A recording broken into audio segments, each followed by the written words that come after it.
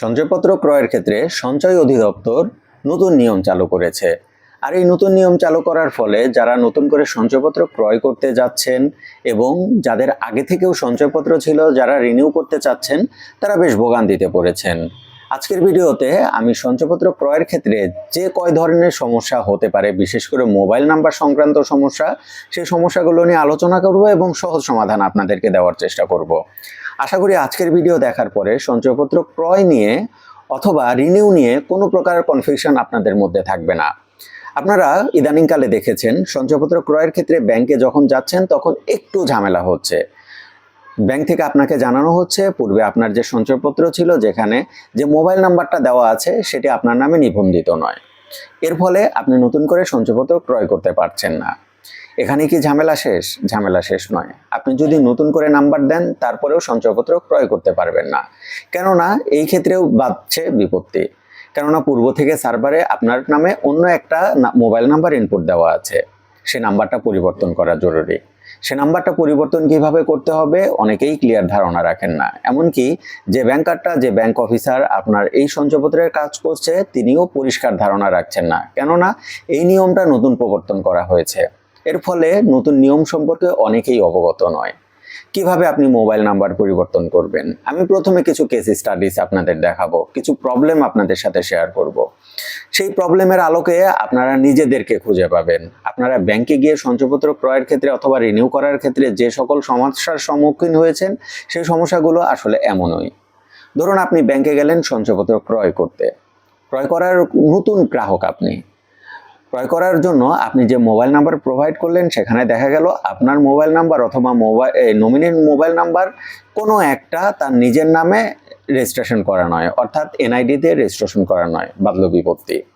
এই ক্ষেত্রে সহজ সমাধান আছে। আপনি যদি নতুন ক্রেতা হন, অর্থাৎ আপনার আগে থেকে আপনার নামে যদি কোনো সঞ্চয়পত্র ক্রয় করা না থাকে, তাহলে আপনি জাস্ট মোবাইল নাম্বারটা পরিবর্তন করে দিলেই হয়ে গেল। কোন মোবাইল নাম্বারটা দিবেন? এমন মোবাইল নাম্বার দিবেন যে মোবাইল নাম্বারটা আপনার এনআইডি কার্ড দিয়ে রেজিস্টার্ড। সহজ সমাধান। এখন ধরুন পূর্ব থেকে আপনার নামে একটা সঞ্চয়পত্র ক্রয় করা আছে, যেখানে আপনার অথবা নমিনির যে কারো মোবাইল নাম্বার নিজের এনআইডি দিয়ে ক্রয় করা নেই। তাহলে সেই ক্ষেত্রে কি করবেন? সেই ক্ষেত্রে সমাধানটা আসলে কিভাবে হবে? সেই ক্ষেত্রেও সহজ সমাধান আছে। এই ক্ষেত্রে আপনাকে সেই ব্যাংকে গিয়ে আবেদন করতে হবে। যদি আপনি ক্রেতা হয়ে থাকেন এবং আপনার মোবাইল নাম্বার যদি মিসম্যাচ হয়ে থাকে আপনার এনআইডি কার্ডের প্রেক্ষিতে, তাহলে আবেদনটা আপনি নিজে করবেন। কোথায় আবেদন করবেন? যে ব্যাংকের যে ব্রাঞ্চে আপনার সঞ্চয়পত্র ক্রয় করা আছে, সেখানে আবেদন করবেন আপনি মোবাইল নাম্বার পরিবর্তনের জন্য। পরিবর্তন করে কোন নাম্বারটা দিবেন? নাম্বারটা দিবেন আপনার নিজের এনআইডি কার্ড দিয়ে ক্রয়কৃত নাম্বার।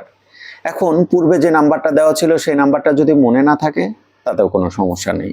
নাম্বার মনে রাখাটা এতটা বাধ্যতামূলক নয়। আপনার নতুন নাম্বার প্রোভাইড করতে হবে এবং সেই নাম্বারটা আপনার এনআইডি কার্ড দিয়ে রেজিস্টার্ড হতে হবে। তাহলে 2 থেকে 3 কর্মদিবস সময় লাগে সাধারণত। তারপরে আপনার যে সংশোধনী আছে সেই সংশোধনীটা কমপ্লিট হয়ে যাবে। এখন ধরুন এনআইডির নমিনির যে তথ্য বা নমিনির যে মোবাইল নাম্বার, সেখানে কোনো বিপত্তি আছে বা সেখানে কোনো মিস্টেক আছে। সেক্ষেত্রে কিভাবে সমাধান করবেন? আপনি তো ক্রেতা, এই আবেদনটা কে করবে? সেই ক্ষেত্রে একটা সহজ সমাধান আছে। যে ব্যাংকে বা যে ব্রাঞ্চে আপনার সঞ্চয়পত্র ক্রয় করা আছে, সেই ব্রাঞ্চে গিয়ে একটা আবেদন করতে হবে নমিনির মোবাইল নাম্বার পরিবর্তনের জন্য। এখন প্রশ্ন জাগতে পারে, আপনি তো সঞ্চয়পত্রের ক্রেতা, আপনি আবেদন করলে কি হবে? না, আপনি আবেদন করলে হবে না। এই ক্ষেত্রে আবেদন করতে হবে নমিনিকে। নমিনি আবেদন করবে তার নামে বা যে একটা ক্রেতার নামে সঞ্চয়পত্র ক্রয় করা আছে এবং তিনি সেই সঞ্চয়পত্রের নমিনি। আর তিনি আবেদন করবেন যে তার মোবাইল নাম্বারটা যেন পরিবর্তন করে দেওয়া হয়। ব্যাংক আপনার মোবাইল নাম্বারটা বা আপনার যার নমিনির মোবাইল নাম্বারটা পরিবর্তন করে দিবে। এটি হলো সহজ সমাধান। এখন আপনার মনে প্রশ্ন জাগতে পারে যে সঞ্চয়পত্র আপনার, তাহলে নমিনি কেন আবেদন করবে?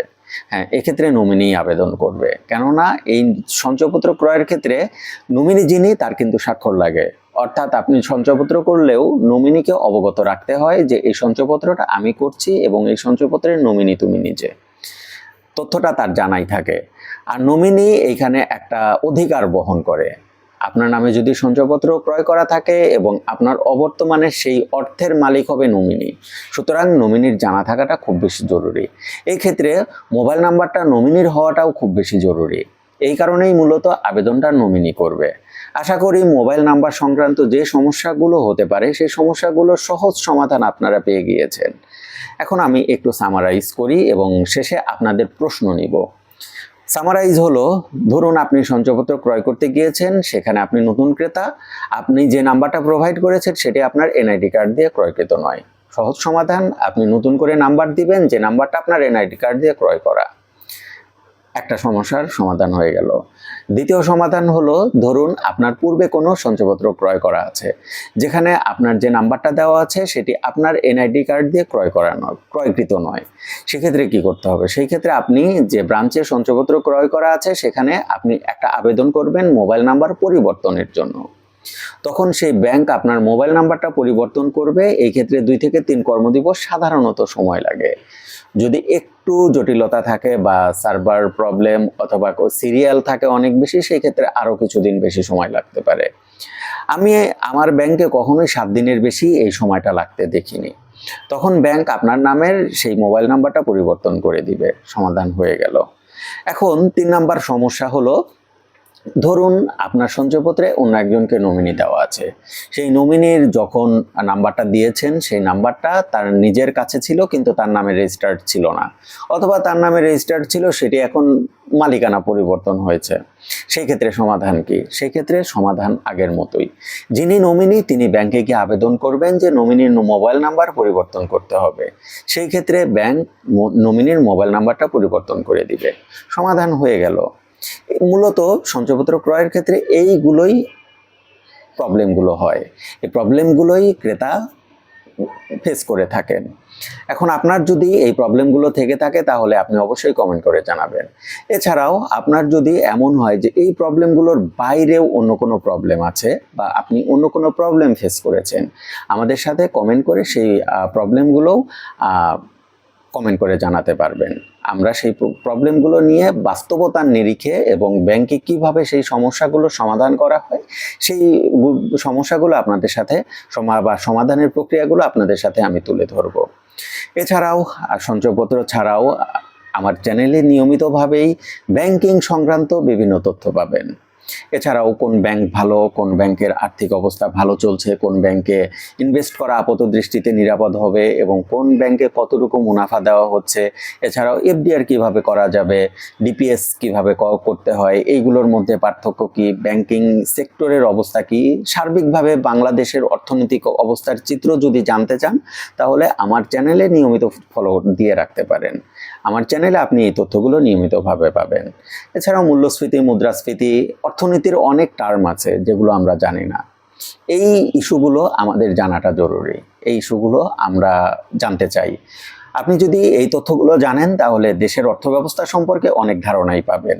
এই তথ্যগুলো আমার চ্যানেলে পাবেন। তো বন্ধুরা, সঞ্চয়পত্রের ভিডিওটা আপনাদের কেমন লাগলো? কোনো কিছু কি আর জানার ঘাটতি আছে? যদি জানার ঘাটতি থেকে থাকে সেটি অবশ্যই কমেন্ট করবেন। আমি সেখানে কমেন্টে রিপ্লাই দেওয়ার চেষ্টা করব। আজকে এই পর্যন্তই।